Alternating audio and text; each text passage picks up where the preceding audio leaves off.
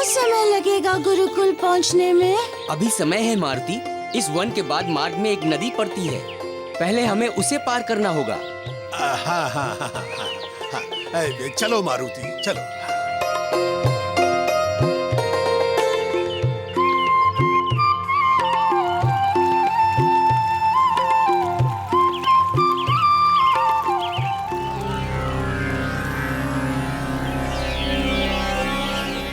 पिताजी, पिताजी, आपको कुछ नहीं होगा पिताजी।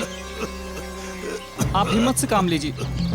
पिताजी, पिताजी, आपको कुछ नहीं होगा पिताजी।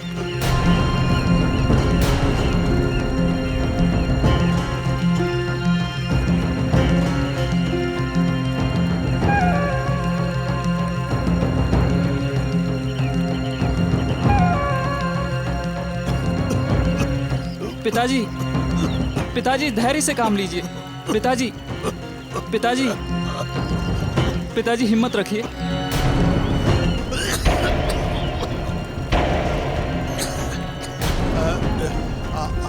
आप सभी इस प्रकार शोकाकुल क्यों बैठे हैं?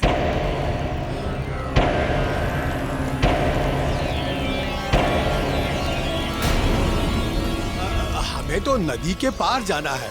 क्या आप सभी को नहीं जाना है? जाना तो हमें भी उस पार ही है, किंतु क्या करें, जा नहीं सकते।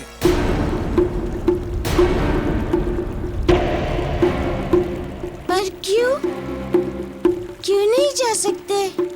क्योंकि हमें पता चला है कि जो भी इस नदी को पार करने का प्रयास करता है वो दूसरे किनारे तक पहुंच ही नहीं पाता।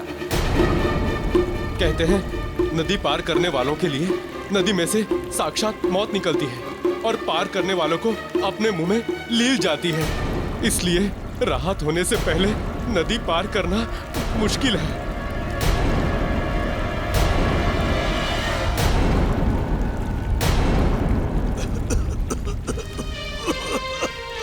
पिताजी, पिताजी, पिताजी, पिताजी,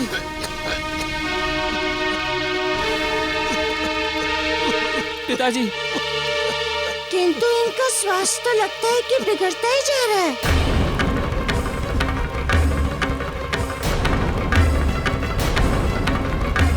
इन्हीं के उपचार के लिए तो हम नदी पार जा रहे थे। सुना है नदी पार बहुत बड़े वैद्य रहते हैं, किंतु क्या करें, ये सब बातें सुनकर बड़ी दुविधा में है।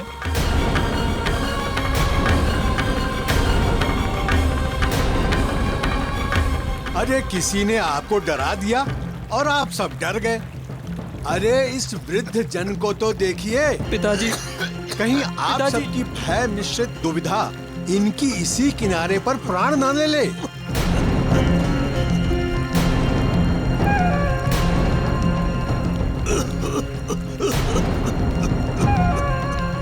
अच्छा, चलिए, अगर आप सभी साहस नहीं जुटा पा रहे हैं तो हम सब नदी पार जाना चाह रहे हैं। आप लोग हमारे साथ चलिए, आइए। किंतु सुना है नदी पार जाने में प्राणों का संकट है। मैं वृद्ध आज नहीं तो कल मर जाऊंगा, किंतु अपने इस जर्जर शरीर के उपचार के लिए अपने पुत्र के जीवन को संकट में कैसे डाल सकता हूं, कैसे डाल सकता हूं?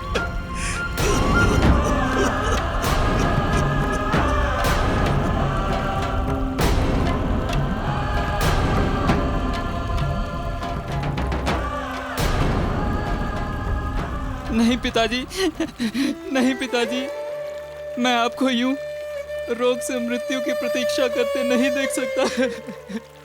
मैं शीघ्र से शीघ्र जाकर आपका उपचार कराऊंगा और हम अभी नदी पार करेंगे, फिर हमारे साथ जो हो सो हो।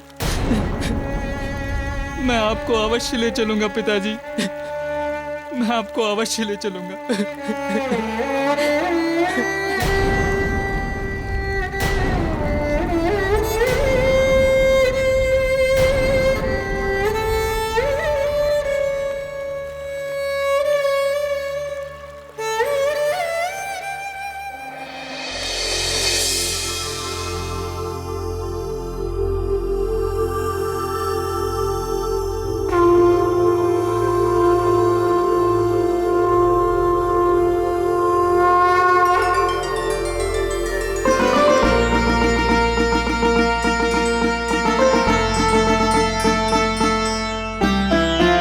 जब जब धरती पे पापी अधर्मी करते हैं अत्याचार, देवी शक्ति होती है उदय, यहाँ लेती है अवतार। सृष्टि के इस विधान में एक लीला होने वाली है। श्री रामचंद्र नायक जिसके नायिका जनक लली है।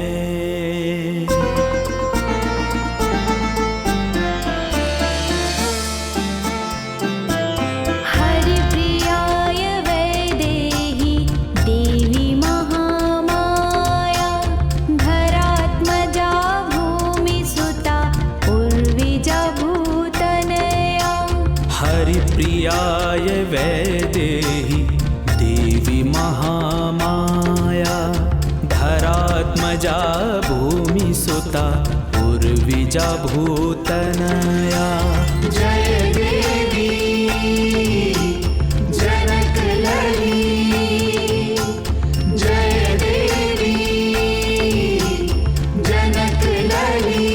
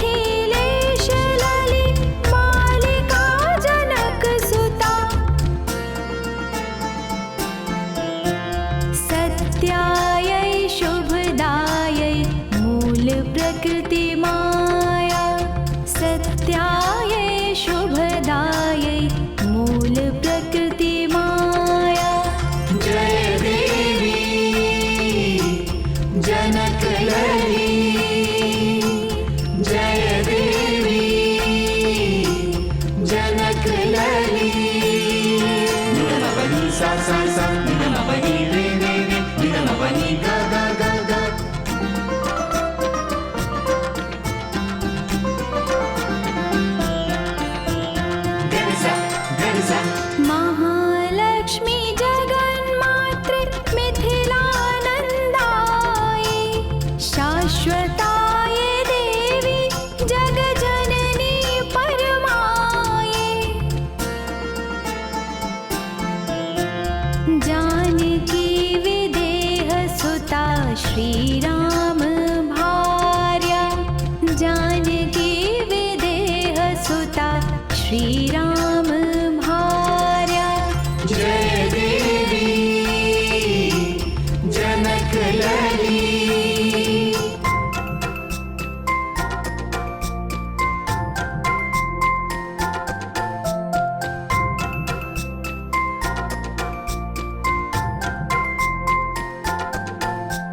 राजर्षि मिथिलेश बलि बलि हैं जाते, स्वर्ण पालने में जनक नंदिनी झुलाते।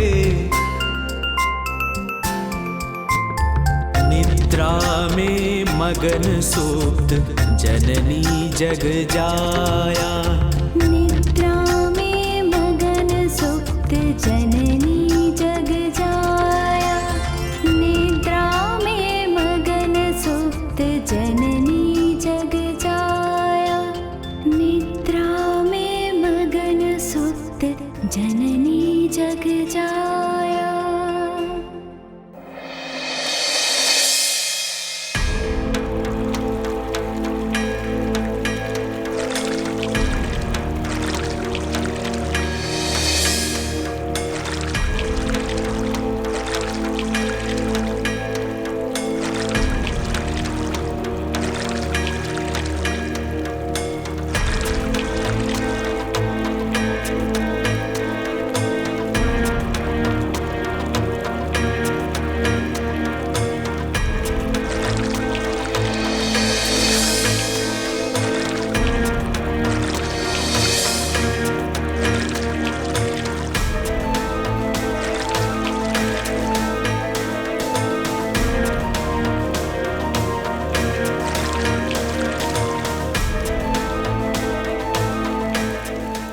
से कभी डरना नहीं चाहिए। मृत्यु को यदि आना है तो उसे कोई रोक नहीं सकता। वो कहीं भी आ सकती है, कभी भी आ सकती है। घर पे, राह में, हो सकता है कि यहाँ आ जाए।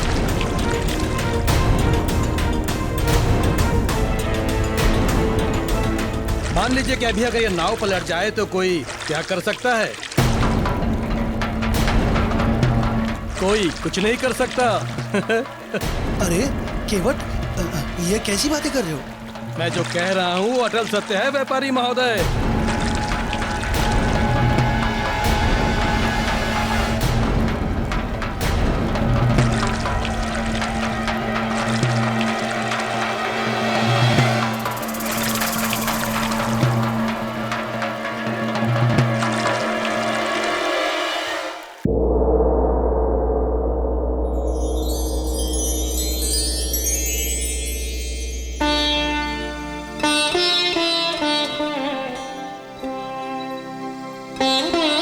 महाराज, जब से ये कन्या हमारे जीवन में आई है, हमारे सारे कष्ट दूर हो गए हैं। सारी मिथिला नगरी में मानो आनंद बरस रहा है।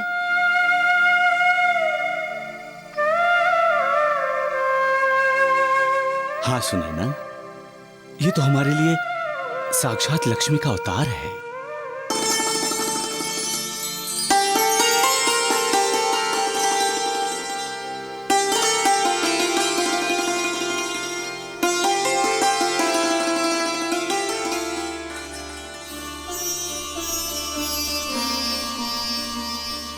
महाराज, आपने हमें याद किया? हाँ राजगुरु, आपको और महामंत्री जी को हमने पूरे राज्य में घोषणा करवाने के लिए बुलवाया है। आज ही आप पूरी मिथिला नगरी में घोषणा करवा दीजिए। कैसी घोषणा महाराज? हमारी पुत्री आज पूरे 10 दिन की हो गई है और कल जब ये 11 दिन की हो जाएगी तो इसका विधिवत नामकरण संस्कार भी उचित समय पर हो जाना चाहिए।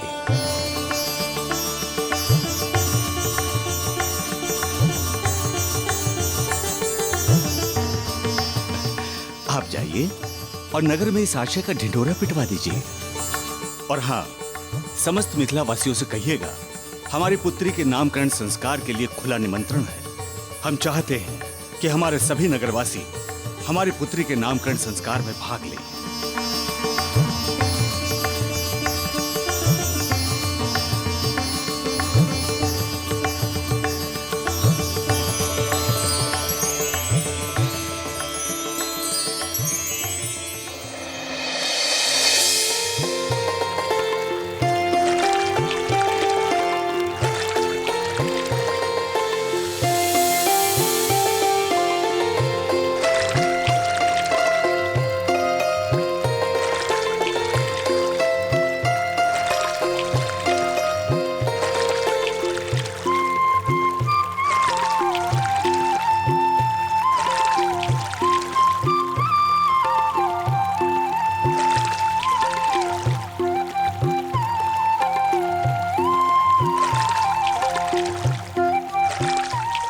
मान्यवर, अच्छा ही हुआ जो हम आपके साथ आ गए।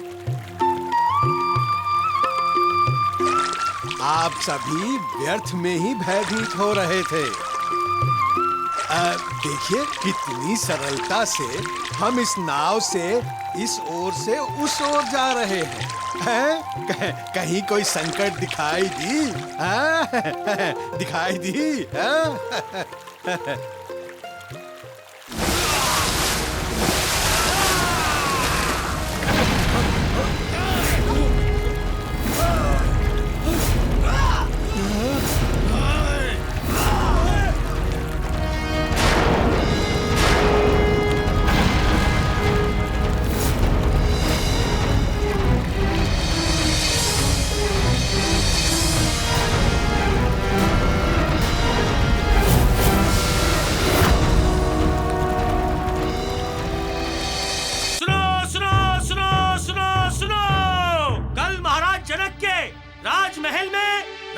राजकुमारी जी का नामकरण संस्कार किया जाएगा। सभी मिथिलावासी इस नामकरण संस्कार में आमंत्रित हैं।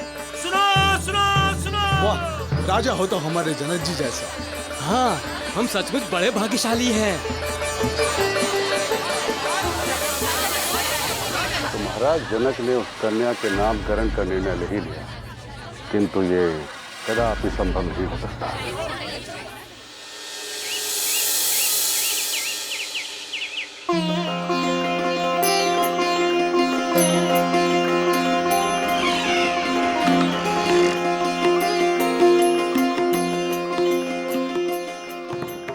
महाराज जनक की, महाराज जनक की, महाराज जनक की, महाराज जनक की, महाराज जनक की, महाराज जनक की, महाराज जनक की, महाराज जनक की, महाराज जनक की, महाराज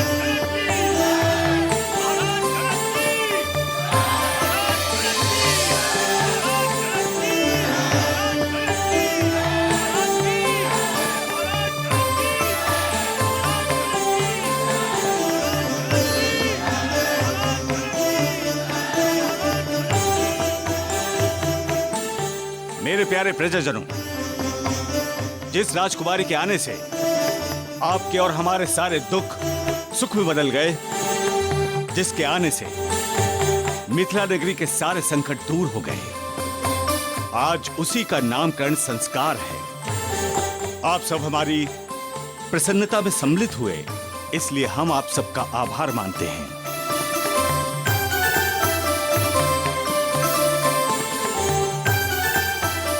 पूजा आरंभ कीजिए।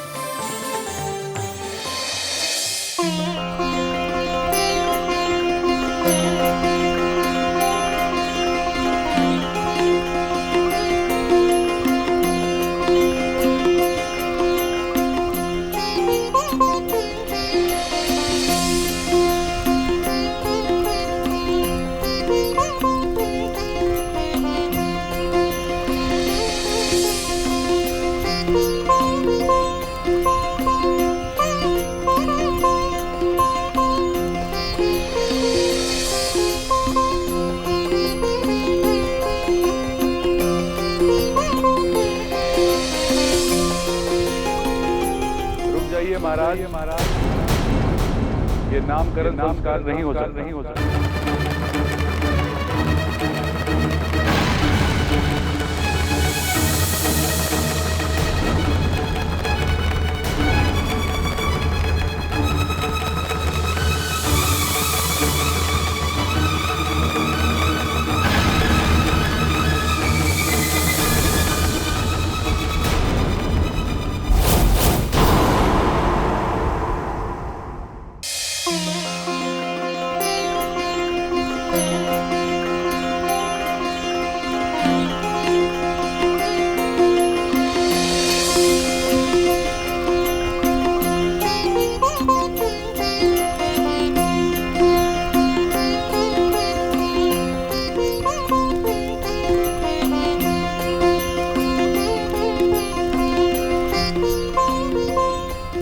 महाराज, ये नामकरण संस्कार नहीं हो सकता।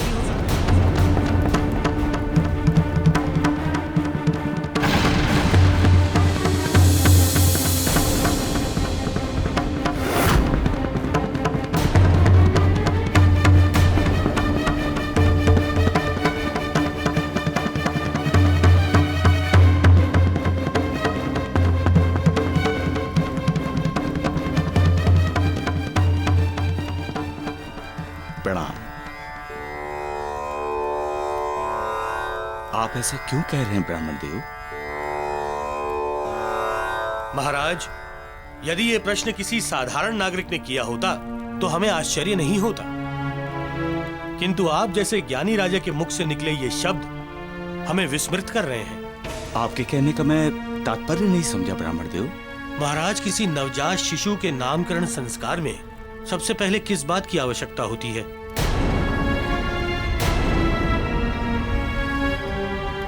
उसके कुल और उसके गोत्र की। आपने सर्वथा उचित उत्तर दिया महाराज।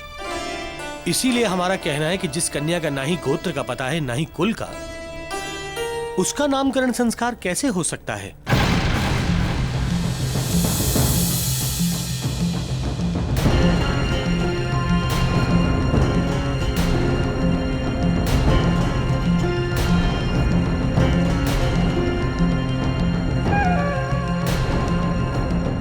वैदिक परंपरा और सनातन विधानों के अनुसार ये नामकरण नहीं किया जा सकता है महाराज।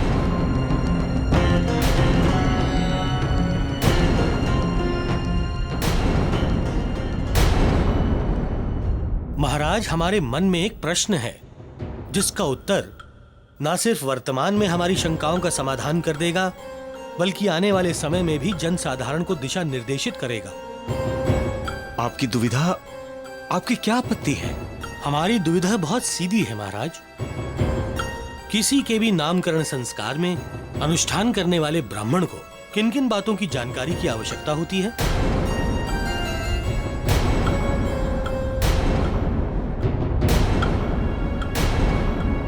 बहुत महत्वपूर्ण प्रश्न उठाया इन ब्राह्मणों ने। ऐसा प्रश्न उठाया है जिसका धर्म सम्मत एवं तर्क संगत के साथ आज इस स्थिति को निर्विवाद तो बनाएगा ही, आने वाली पीढ़ियों को भी स्पष्ट दिशा निर्देश देगा। और हम चाहते हैं कि प्रजा के किसी विभाग में यदि राजा के व्यवहार और उसके आचरण को लेकर कोई भी प्रश्न या आपत्ति उठती है तो हमें उसका उसी समय समाधान करना चाहिए, जो सर्वसम्मत हो, शास्त्र सम्मत हो, जिसके पीछे बहुजन हिताय, बहुजन सुखाय का भाव भी छुपा हो। इसलिए हम इन जिज्ञासु ब्राह्मणों की सार्वजनिक जिज्ञासा को सार्वजनिक रूप से ही शांत करेंगे। यही राजा का प्रजा धर्म है।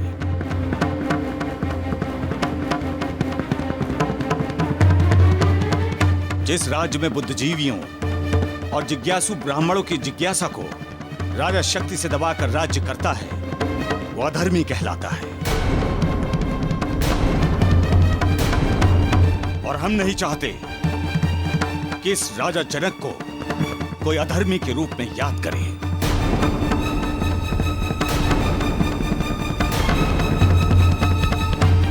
हे मिथिलावासियों और जिज्ञासु ब्राह्मणों, इस प्रश्न का सर्वसम्मत उत्तर ढूंढना हम सब लोगों के लिए उचित होगा। हम सब मिलकर इस प्रश्न का ऐसा उत्तर ढूंढेंगे जो हमारे लिए ही नहीं वरन पूरे समाज के लिए एवं आने वाली पीढ़ियों के लिए उचित मार्गदर्शक बने।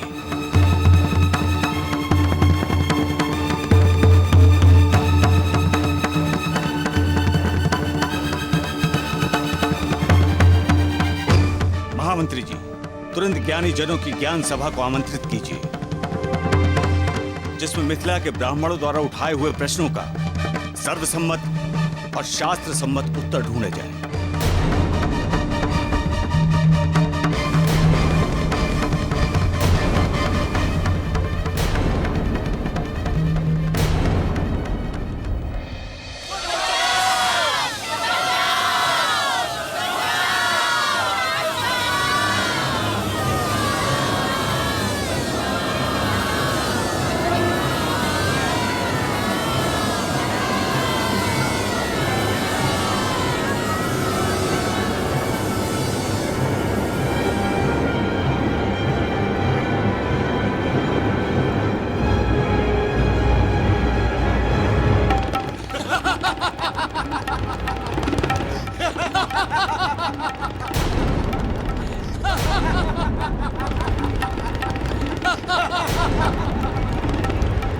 मारुति, लगता है अब हमें ही कुछ करना होगा। इन सबको छुड़ाने के लिए जो कुछ भी करना पड़ेगा हम करेंगे काका। बस पहले इस समस्या का मूल कारण पता लगाएंगे।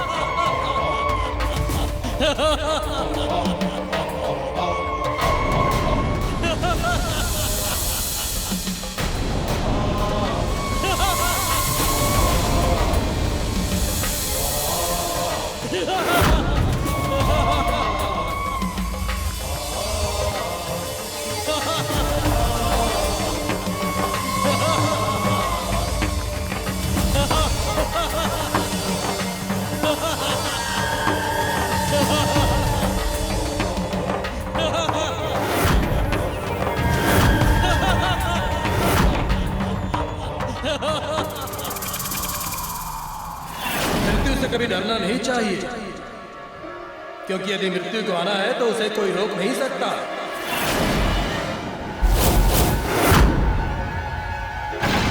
अरे ये तो वही केवट है जो हमें नदी पार करवा रहा था।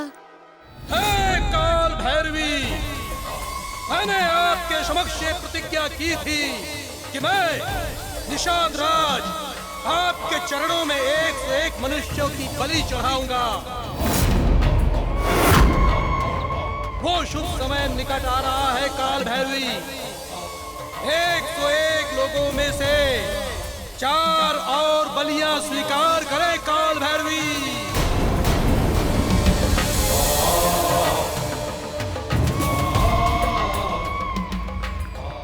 मातुल, जरा दिखाओ तो सही लूट में आज कितना धन प्राप्त हुआ है।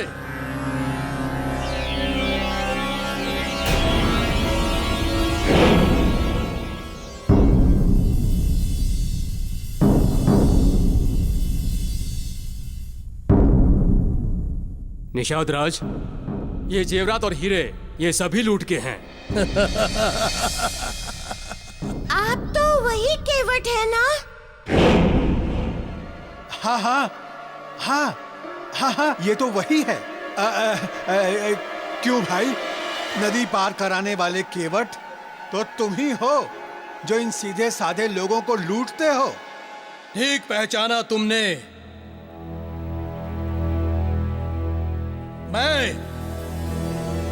वही केवट हूँ जो लोगों को नदी पार उतारने के बहाने अपनी नाव में बैठाकर बीच धार में लाकर उनका अपहरण कर लेता है, फिर उन्हें लूटकर उनकी बलि काल भैरवी के समक्ष चढ़ाता है। विश्वासघात करते हो तुम।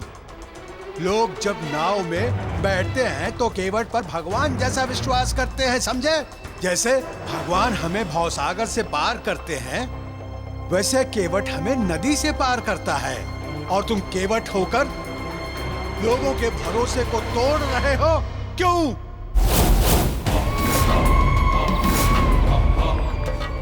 चुप कर तू। अब तू एक शब्द भी नहीं बोलेगा।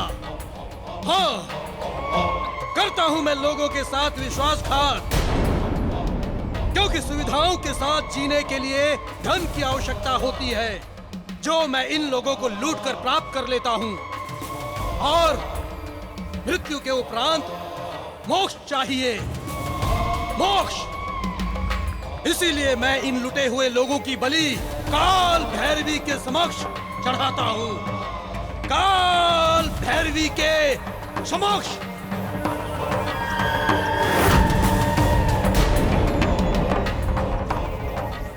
निषाद राज, मैंने बहुत मूर्ख देखे, किंतु आप जैसा मूर्ख आज तक नहीं देखा। भोले भाले लोगों को लूटकर उनकी हत्या करने वाला अपने इस जघन्य पाप से मोक्ष की कामना करे, इससे बड़ा मूर्खता पूर्ण विचार हो ही नहीं सकता। बंद कर अपनी बकवास। मेरे सामने इतनी बड़बड़, तेरा इतना दुस्साहस। सुनो, तुरंत जाओ और तुरंत इन लोगों की बलि की तैयारी करो।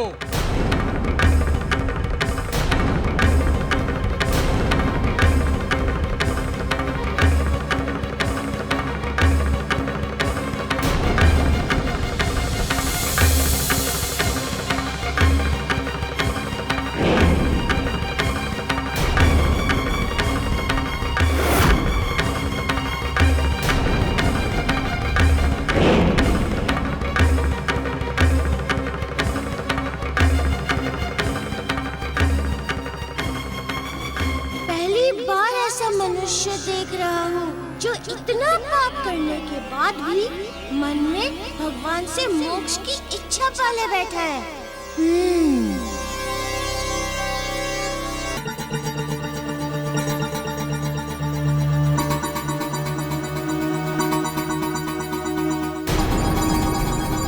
इतना सारा धन, इतने सारे गहने। आज सचमुच बहुत सारा धन हाथ लग गया है।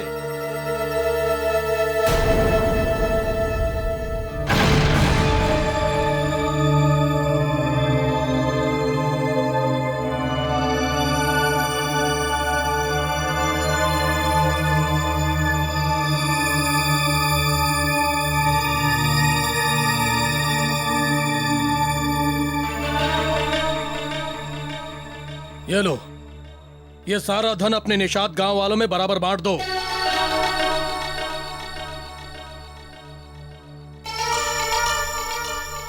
मामा, ये हसूली ले लूं मैं? ले ले बेटा।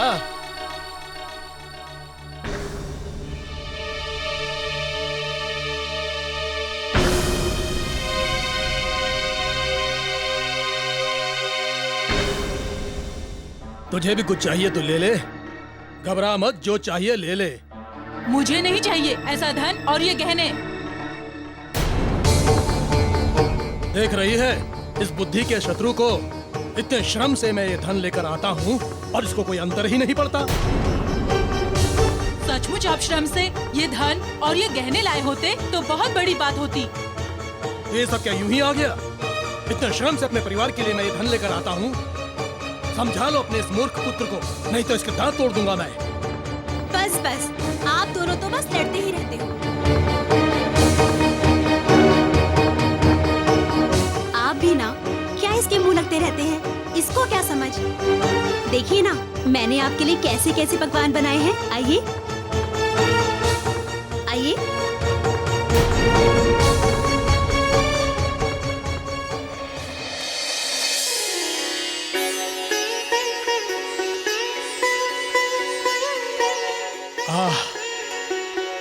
कितना स्वादिष्ट भोजन है, मुंह में जाते ही स्वर्ग का आनंद। पर तेरा ये मूर्ख बेटा बात समझना ही नहीं चाहता कि मैं सारे परिवार को ऐसे ही स्वर्गिक आनंद देने की पूरी तैयारी कर रहा हूँ। जीते जी ये तो धन से मिल जाएगा और मरने के बाद मोक्ष के लिए देता रहूंगा काल भैरवी के सामने बलि, पर वो ये बात समझना ही नहीं चाहता। हमारा मोक्ष तो यही है, आपकी सेवा में। ऐसी बातें कर करके मेरे लिए इस वन को भी वैकुंठ बना देती है रे तू। एक बार काल भैरवी मुझे सिद्धियां दे दे तो तुझे कोई न कोई आशीर्वाद दूंगा, मेरे चरणों में मोक्ष।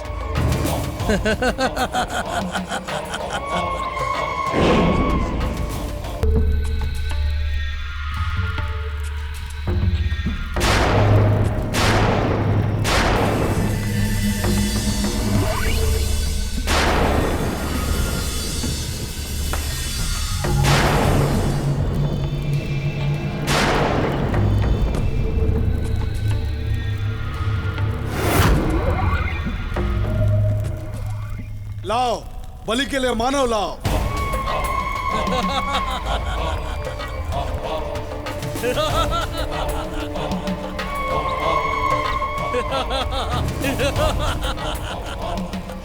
बोलो बोलो भाई, कौन सबसे पहले काल भैरवी को अपनी बलि देगा? हाँ? बोलो।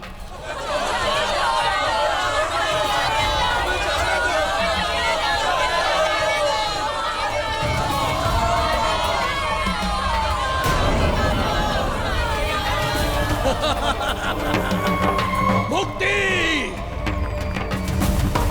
मैं तुम सबको मुक्ति ही तो देना चाहता हूँ, परम मुक्ति, वो भी काल भैरवी की सेवा में। तो बोलो, सबसे पहले कौन अपनी बलि देगा काल भैरवी की सेवा में? बोलो बोलो।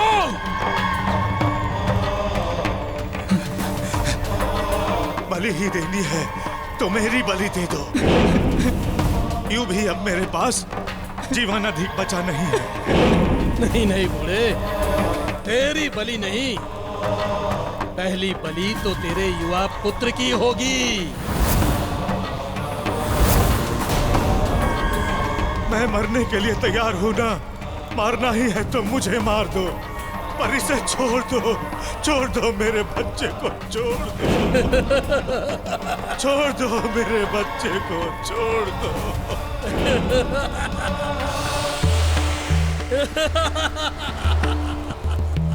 जय श्री राम, जय श्री राम, जय श्री राम।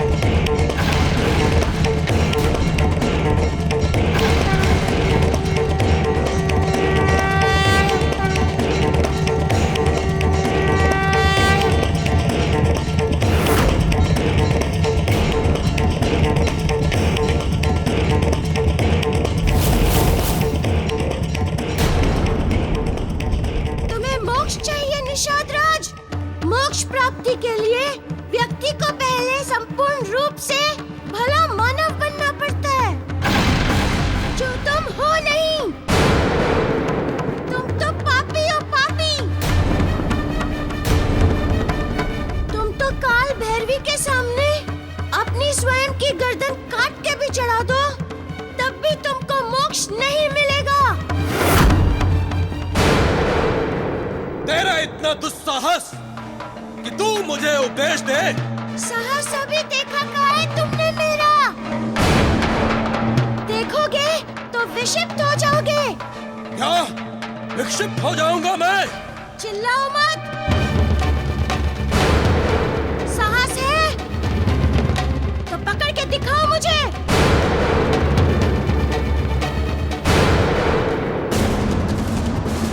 बादल, करकट, इस वानर बालक को पकड़ो। यदि वो बाहर चला गया तो हमारे सारे भेद खुल जाएंगे। जाओ, पकड़ो उसे।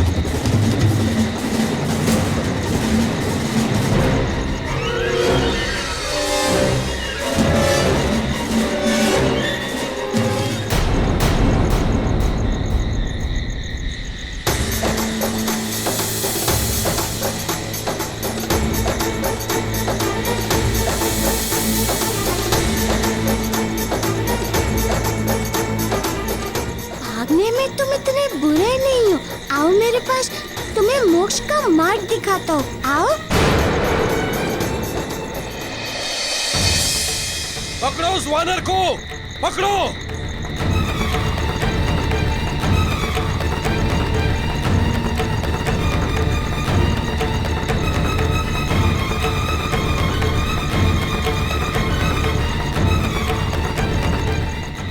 उस वानर बालक को, पकड़ो।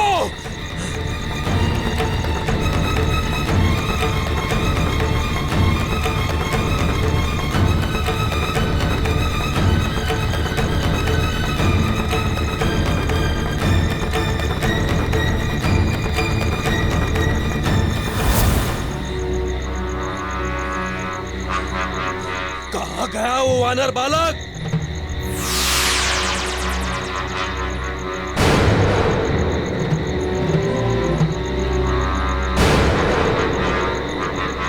निषाद राज, तुम्हें मोक्ष चाहिए था ना? आओ मेरे पास, मैं तुम्हें मानवीय संपूर्णता प्रदान करता हूँ।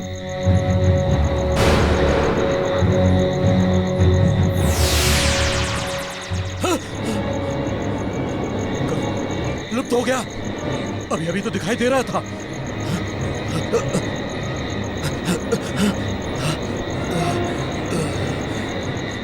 ये वानर बालक मुझे पागल कर देगा। क्यों बंधु, कैसी रही? देखना चाहते हो मैं कैसे बचूंगा? तो पकड़ो मुझे।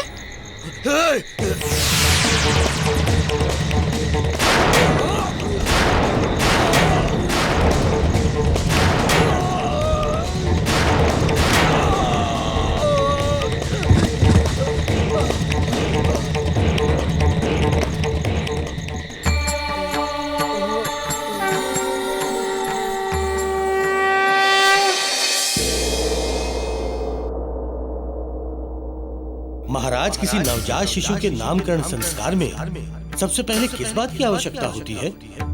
उसके कुल और उसके गोत्र की। इसीलिए हमारा कहना है कि जिस कन्या का ना ही गोत्र का पता है ना ही कुल का, उसका नामकरण संस्कार कैसे हो सकता है? वैदिक परंपरा और सनातन विधानों के अनुसार ये नामकरण नहीं किया जा सकता है महाराज।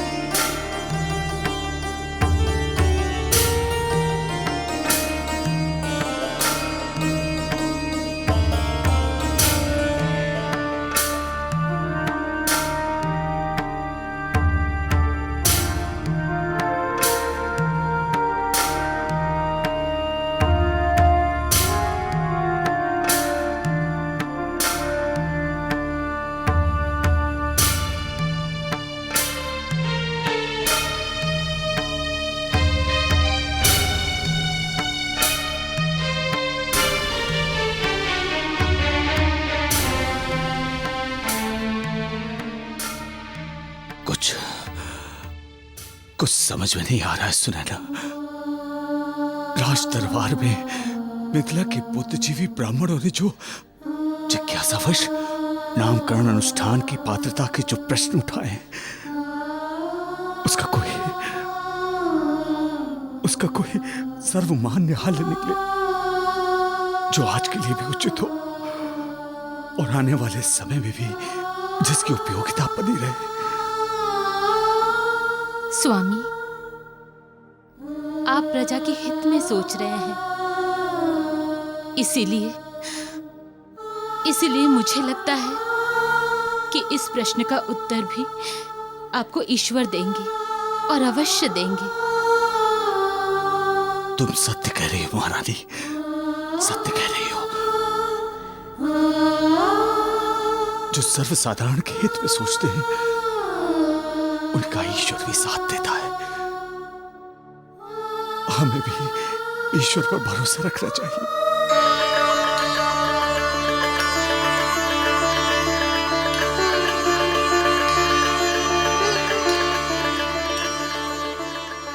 नारायण नारायण, ये क्या अनर्थ हो रहा है परमपिता?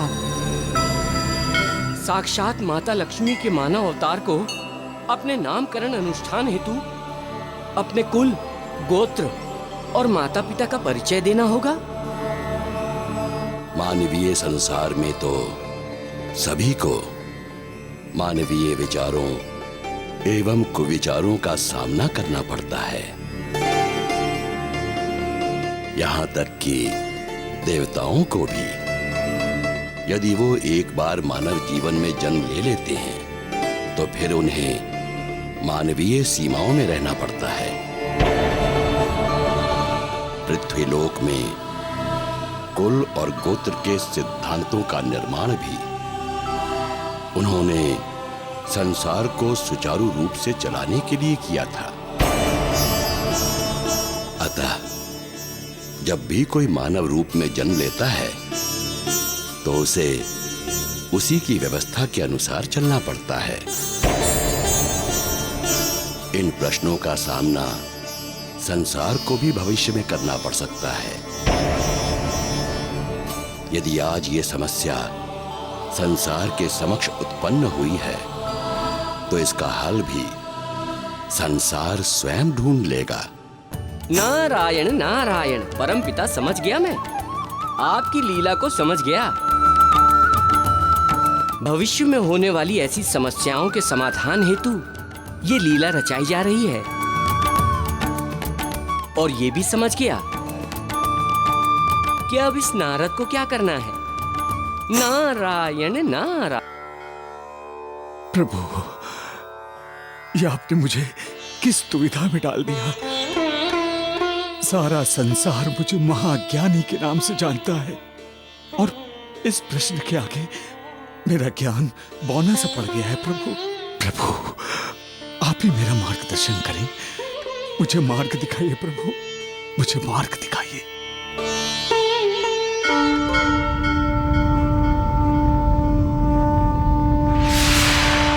नारायण नारायण। देवर्षि, प्रणाम देवर्षि।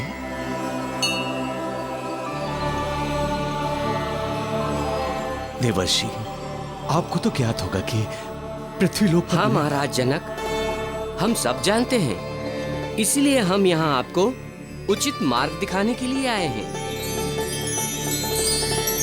हे महाराज जनक, आप कल ही अपने दरबार में धर्म सभा बुलाइए और उसमें देवताओं को अवश्य आमंत्रित कीजिए। समस्त देवता मिलकर धर्म, नियति और पौराणिक परंपराओं का तालमेल बिठाते हुए वर्तमान में मूल्यों के संकट के साथ साथ भविष्य में उत्पन्न होने वाले संभावित प्रश्नों को ध्यान में रखते हुए उचित समाधान निकालेंगे।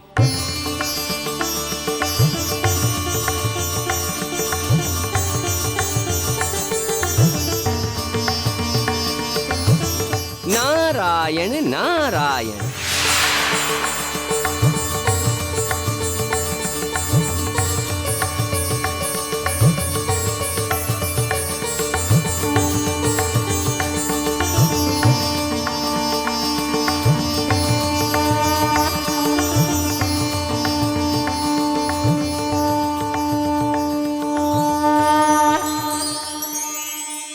आप लोग सुनिए, इससे पहले कि वो दुष्ट केवट फिर से यहाँ पहुँच जाए, हम सब लोगों को चुपचाप यहाँ से निकल जाना चाहिए। चलो चलो चलो चलो, सब लोग भाग चलते हैं। चलो चलो। अरे अरे अरे अरे अरे अरे भाई, रुको रुको, मारुति को तो आ जाने दो। मारुति? अरे अरे, मारुति आए चाहे ना आए, हमें क्या। और वैसे एक बात कहे महोदय, जो हम इन कठिनाइयों में पड़े हैं ना, वो आपके इस मारुति की बातों में ही आकर पड़े हैं। नहीं नहीं नहीं, देखिए हमारी बात सुनिए, हम निवेदन करते हैं आपसे, हमें चुपचाप यहाँ से चले जाने दीजिए। अगर वो दुष्ट केवट राज फिर से आ गया और वो अब हमारी बलि देने पर अड़ गया तो चलो चलो चलो। नहीं नहीं भाई, नहीं नहीं, रुको रुको। महाबली काका,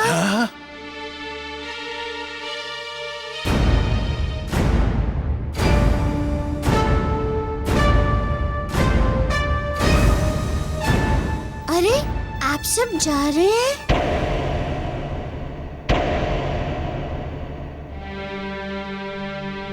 हाँ भाई, हमें जाने दीजिए। देखिए, हम अपने प्राणों को फिर से संकट में नहीं डाल सकते। आप लोग डरिए मत, मुझ पर भरोसा रखिए, कुछ नहीं होने दूंगा आपको। हमें यहाँ तक तो कोई हानि नहीं पहुँची है ना, मैं विश्वास दिलाता हूँ, आगे भी आपको कोई हानि नहीं पहुँचेगी।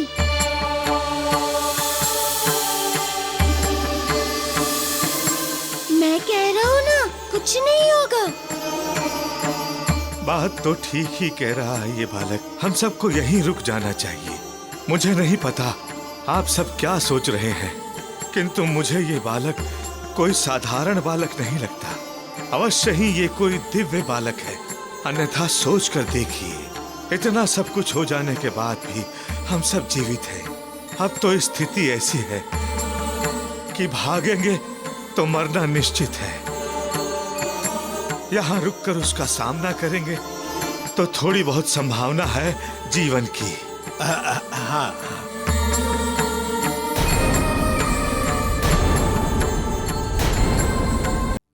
ठीक है काका, अगर आप ऐसा विचार करते हैं तो फिर रुक जाते हैं।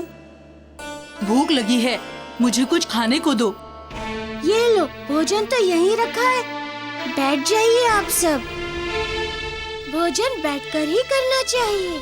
काका, इन्हें भोजन कराएं। हाँ हाँ हाँ हाँ हाँ हाँ, क्यों नहीं। आप सब बैठिए बैठिए, मैं अभी भोजन लाता हूँ।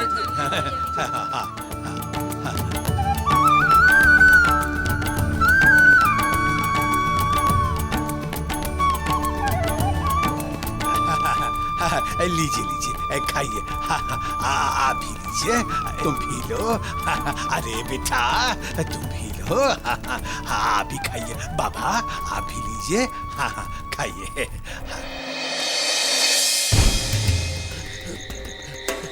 कुछ पता चला उस वानर बालक का? पूरा जंगल छान मारा निषादराज, लेकिन वो बालक वानर का कहीं पता नहीं चला। तो ढूंढो उसे।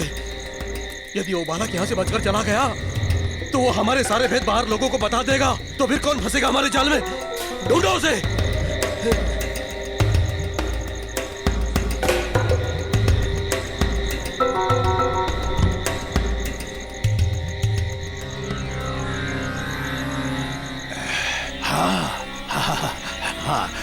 मारुति, हमें शीघ्र ही कुछ करना चाहिए, नहीं तो कहीं उन लोगों का जीवन फिर से संकट में न पड़ जाए। काका, इस अधर्म को जड़ से मिटाना होगा। केवट के मन से पाप को मिटाना होगा। किंतु मारुति, हम क्या करेंगे? ऐसे लोगों को तो दंड देकर ही सुधारा जा सकता है। नहीं काका, केवट जैसे पापी को सुधारने के लिए मुझे एक आशा की किरण दिखाई दी है। वो जो उसके मन में मोक्ष के लिए प्रबल इच्छा है, उसी से सुधार सकते हैं हम उसे।